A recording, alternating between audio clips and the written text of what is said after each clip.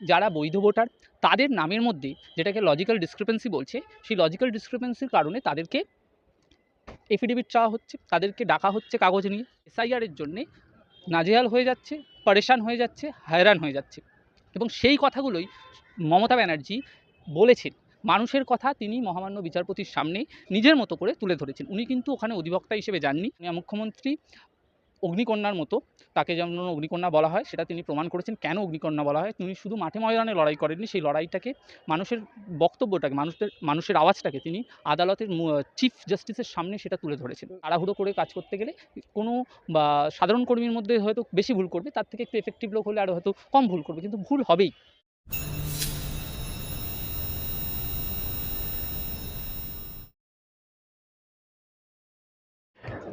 SIR নিয়ে এবার একেবারে সুপ্রিম কোর্টে গেলেন মমতা বন্দ্যোপাধ্যায়। সুপ্রিম কোর্টে শুধু মামলাকারী না, মামলাকারী হিসাবে তিনি নিজে সুপ্রিম কোর্টের প্রধান বিচারপতির বেঞ্চে গিয়ে তিনি নিজে বক্তব্য রাখার অনুমতি চেয়েছিলেন এবং সেই অনুমতি পেয়েওছেন। তারপর তিনি নিজের মন্তব্য করলেন এবং সুপ্রিম কোর্টে আ আ সবার সামনে এই তার বক্তব্য তুলে ধরলেন যে নির্বাচন কমিশন আ একাধিক ইস্যুতে শুধুমাত্র সাধারণ মানুষকে এবং বাংলার মানুষকে টার্গেট করছেন এবং তাদেরকে হেনস্থা করার চেষ্টা করছেন এবং সরাসরি সুপ্রিম কোর্টে দাঁড়িয়েই ইলেকশন কমিশনকে হোয়াটসঅ্যাপ কমিশন বলেও আক্রমণ করতে শোনা গেল তাকে। দেখুন, সাধারণ মানুষ বিগত এই ১০-১৫ বছর যে বিজেপির সরকার চলছে, তার মধ্যে দুবার লাইনে দাঁড়িয়েছে। একবার নোটবন্দির সময় দাঁড়িয়েছিল লাইনে, আর এই দ্বিতীয়বার লাইনে দাঁড়ালো হচ্ছে এসআইআর এর জন্যে, এফিডেভিট করার জন্যে। অনুপ্রবেশকারীদের বাদ দেওয়ার কথা, মৃত ভোটারদের বাদ দেওয়ার কথা এই এসআইআর এর মাধ্যমে। অর্থাৎ অবৈধ যে ভোটাররা তাদেরকে এসআইআর থেকে বাদ দেবে, এটাই হলো এসআইআর এর মূল উদ্দেশ্য। কিন্তু দেখা যাচ্ছে কি, যারা বৈধ ভোটার তাদের নামের মধ্যে যেটাকে লজিক্যাল ডিসক্রিপেন্সি বলছে, সেই লজিক্যাল ডিসক্রিপেন্সির কারণে তাদেরকে এফিডেভিট চাওয়া হচ্ছে, তাদেরকে ডাকা হচ্ছে কাগজ নিয়ে, তাদেরকে বাধ্য করছে আদালতের সামনে লম্বা লাইনে দাঁড়ানোর জন্যে, যে তারা যাতে এফিডেভিট করতে পারে। এই ব্যাংশাল কোর্টে গতকালকে আমি গেছিলাম একটি মামলা সংক্রান্ত কাজে, যেখানে গিয়ে দেখলাম যে বিশাল বড় একটা লাইন। এত লম্বা লাইন কোনোদিন এফিডেভিট সেকশানে আমরা দেখিনি। উপরন্তু আমার নিজের একজন মক্কেল সূত্রে আমি দেখলাম যে তার কিন্তু এসআইআর সংক্রান্ত লিগাল এয়ার নয়, একটা নর্মাল লিগাল এয়ার এফিডেভিট করাতে পাঠানো হয়েছিল। মক্কেল এসছিলেন, এসে কি জানতে পারলেন যে কাউন্সিলরের থেকে লিখিয়ে আনতে হবে। কাউন্সিলর কি বলছেন? কাউন্সিলর বলছেন এক্সিকিউটিভের থেকে লিখে এফিডেভিট করে আনতে হবে, মানে এক্সিকিউটিভ ম্যাজিস্ট্রেটের থেকে এফিডেভিট করে আনতে হবে। এই সবের মধ্যে দিয়ে কি দাঁড়াচ্ছে, সাধারণ মানুষ এই এসআইআর এর জন্যে নাজেহাল হয়ে যাচ্ছে, পরেশান হয়ে যাচ্ছে, হয়রান হয়ে যাচ্ছে। এবং সেই কথাগুলোই মমতা ব্যানার্জি বলেছেন। মানুষের কথা তিনি মহামান্য বিচারপতির সামনে নিজের মতো করে তুলে ধরেছেন। উনি কিন্তু ওখানে অধিবক্তা হিসেবে যাননি, উনি ইন পার্সন মামলা করতে গেছেন। এই যে ব্যান্ডটা দেখছেন বা গাউনটা দেখছেন, এটা কিন্তু আমরা কখন পরে থাকি? যখন আমরা অন্য কারুর হয়ে ওকালতনামা নেওয়ার পরে সওয়াল করতে যাই। কিন্তু ধরুন আজকে আমি যদি একটা মামলা করি, যে মামলায় আমি নিজে বক্তব্য রাখবো, আমার নিজেই আমি মামলাকারী, ধরুন Sabyasachi versus union of India বা Sabyasachi versus state of West Bengal, সেক্ষেত্রে কিন্তু সব্যসাচী ভট্টাচার্যি নিজেই নিজের মামলা করবেন without wiring this band.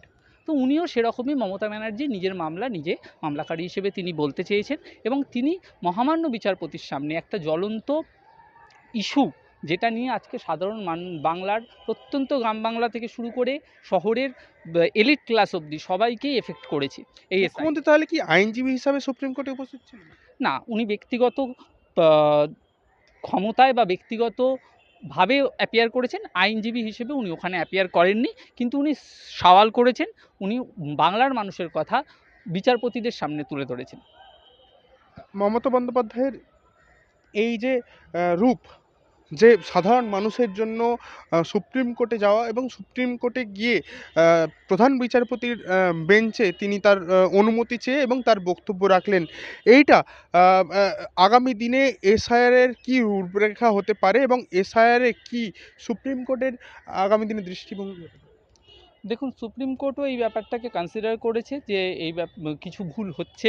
Election commission যতই লজিক্যালি বিভিন্ন রকম আর্গুমেন্ট দিয়ে থাকুক, কিন্তু এটা একটা খুব দ্রুত করার কাজ নয়। এত জনসংখ্যা, আমাদের দেশ তো ইটালি নয় যে খুব কম জনসংখ্যার দেশ, যেখানে এত বেশি জনসংখ্যা, প্রত্যেক রাজ্যে এত বেশি লোক আছেন, সেখানে তাদের সবার নাম ঠিক করে ইলেকটোরাল রোলে তোলার জন্যে বিএলএদেরকেও প্রপার ট্রেনিংয়ের দরকার ছিল, এবং এটা একটা টাইম টেকিং প্রসিডিওর।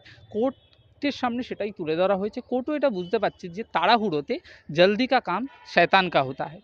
তো এসআইআর করতে গিয়ে ইলেকশন কমিশন একটু বেশি তাড়াহুড়ো করছে। এই ২-৩ মাসের মধ্যে যে কাজটার জন্য ২ বছর সময় লাগতো, সেটা ২-৩ মাসে করতে গিয়ে বাংলা এবং বিহারের ইলেকশনের কথা মাথায় রেখে ইলেকশন কমিশন এটাকে খুব তাড়াতাড়ি করতে গেছে। যার জন্যেই কিছু বড় বড় মিস্টেক হচ্ছে, অথবা কোথাও গিয়ে সিলি মিস্টেকস হচ্ছে। ধরুন কারুর নামের মধ্যে কুমার আছে, তার ছেলের ভোটার কার্ডে বা প্যান কার্ডে সেই নামটা নেই, সেখান থেকে লজিক্যাল ডিসক্রিপেন্সি হয়ে যাচ্ছে, তাকে আবার এফিডেভিট করতে দৌড়াতে হচ্ছে। তো এই প্রবলেমসগুলোকে তিনি তুলে ধরেছেন, এবং আদালতও সেগুলো কনসিডার করেছে। আগামী ৯ তারিখ আবার শুনানির দিন থাকছে। আগামী ৯ তারিখে আবার শুনানি হবে, এবং মাননীয় মুখ্যমন্ত্রী অগ্নিকন্যার মতো, তাকে যেমন অগ্নিকন্যা বলা হয়, সেটা তিনি প্রমাণ করেছেন। কেন অগ্নিকন্যা বলা হয়? তিনি শুধু মাঠে ময়দানে লড়াই করেননি, সেই লড়াইটাকে, মানুষের বক্তব্যটাকে, মানুষের আওয়াজটাকে তিনি আদালতের চিফ জাস্টিসের সামনে সেটা তুলে ধরেছেন। সভ্যতা, যেখানে মুখ্যমন্ত্রী মমতা বন্দ্যোপাধ্যায়ের এই বক্তব্যের পরে শোনা গেছে যে যদি